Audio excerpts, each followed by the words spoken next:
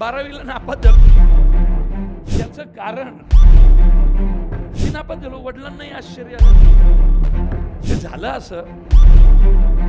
मग त्याच्यानंतर दरवेळी एकापेक्षा एक जास्त मार्क. 12वीला नापास झालो त्याचा किस्सा मी सांगत नाही कधी कुणाला. मी अभ्यासात खूप हुशार होतो, तरी मी नापास झालो. त्याचं कारण मी वडिलांना खूप दिवसांनी सांगितलं. मी नापास झालो. वडिलांनाही आश्चर्य आलं, अरे त्याला 12वीला हा कसा काय नापास झाला, एवढा हुशार. मी काहीच बोललो नाही. बरं मार्क किती पडला होता?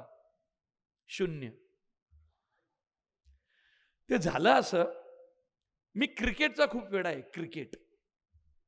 आणि ना माझ्या मनात भीती होती, भीती सतत एक, की आपण जोपर्यंत मॅच बघतोय तोपर्यंतच सचिन तेंडुलकर खेळतो आणि आपण उठलं की तेंडुलकर आउट होतो. ज्यांनी ज्यांनी तेंडुलकर खेळताना पाहिलंय त्या सगळ्यांना माहिती आहे इथल्या. तेंडुलकर आउट झाल्यावर काय व्हायचं, म्हणजे देश दुःखात जाणं म्हणजे काय ते आम्ही त्यावेळी अनुभवलंय. तर नेमका त्यावेळी बोर्डाचा पेपर 1992 साली मार्च एप्रिल महिना 8वा आणि वर्ल्ड कप का कुठला तरी मोठा कप होता आणि भारत पाकिस्तान मॅच.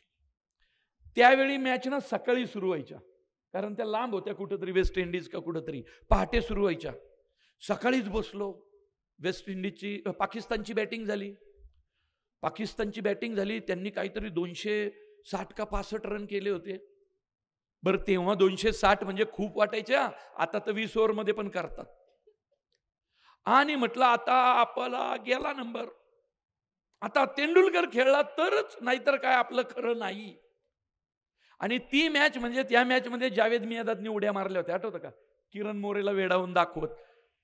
तर नेमकी पेपरची वेळ आली 11 वाजता. बॅटिंग आपली सुरू झालेली.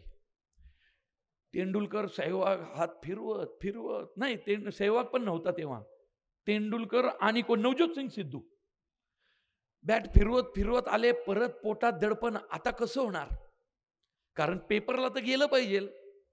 पेपरला गेलो, म्हटलं आता पेपर देऊ आणि येऊ लगेच निघून. नापास तर नापास.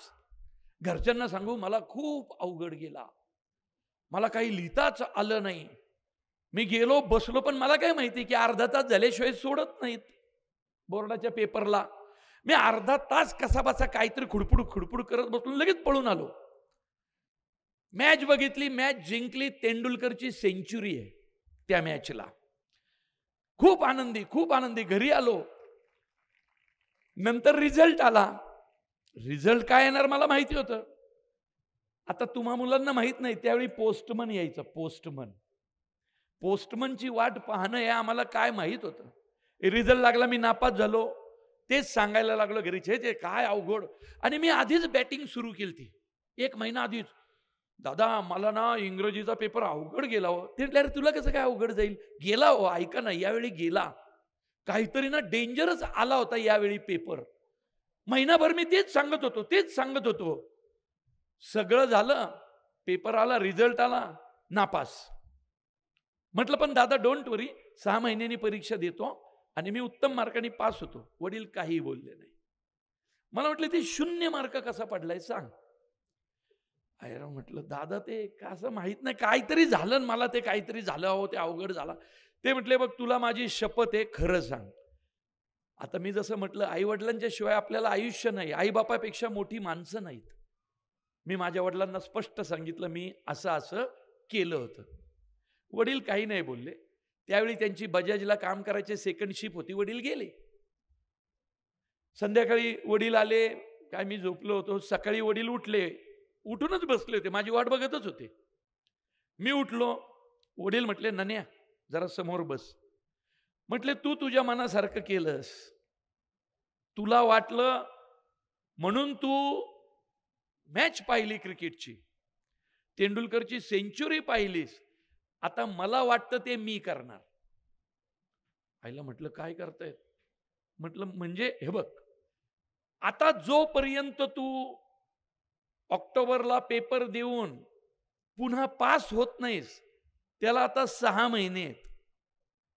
ते 6 महिने या घरात राहायचं नाहीस आणि या घरात जेवायचं नाहीस. माझ्या पोटातच गोळा आला. बरं माझं वय वर्ष किती? 12वी मध्ये काय 17-18 काय आपण असतो ते. मी घाबरलो. अहो म्हटलं दादा असं काय करताय? ते म्हटलं असं नाही, तू तुझ्या मनाने वागला ना, आता मला माझ्या मनाने वागू दे. बरं चल एक मुभा देतो. इथं राहायचंय ना, तर इथं राहण्याचे आणि जेवणाचे तू मला दर महिना पैसे दे. त्याला म्हटलं मी करू काय? म्हटलं आता मी पैसे कुठून आणू? ते म्हटले नाही, मनाने वागल्यानंतर जर वाईट काम केलं तर त्याची फळं भोगायची तयारी ठेवली पाहिजे माणसाने. आणि मग मी नोकरी शोधायला लागलो. म्हटलं 2-3 दिवसात शोधतो. ते म्हटले नाही, आज आत्तापासून जर आज तुला नोकरी नाही मिळाली तर आज जेवायला नाही, झोपायला दारात. आणि मला नोकरी लागली दुसऱ्या दिवशी एका कुठल्या तरी कपड्याच्या दुकानात. 6 महिने काम केलं, घरी पगार द्यायचो. काय 600 रुपये कितीतरी पगार होता मला महिना. आणि मग 6 महिन्यांनी मी काही उत्तम मार्कांनी पास झालो. आणि मग त्याच्यानंतर MCOM, MBA, LLB, मग एकदाही, मग त्याच्यानंतर दरवेळी एकापेक्षा एक जास्त मार्क. कारण मला कळलं की एक गोष्ट मी चुकीची केली तर नंतर मग मला आईने सांगितलं की नन्या, तुझे वडील 6 महिने झालं एक टाइमच जेवतायत. कारण आपण पोराला शिक्षा केली, ह्याची शिक्षा ते स्वतः पण भोगतायत. ते तो दिवस त्यानंतर कायम स्मरणात राहिला आणि ठरवलं आता आयुष्यभर जगायचं ते या 2 माणसांसाठीच. कारण हेच माझे रुक्मिणी, हेच माझा पांडुरंग.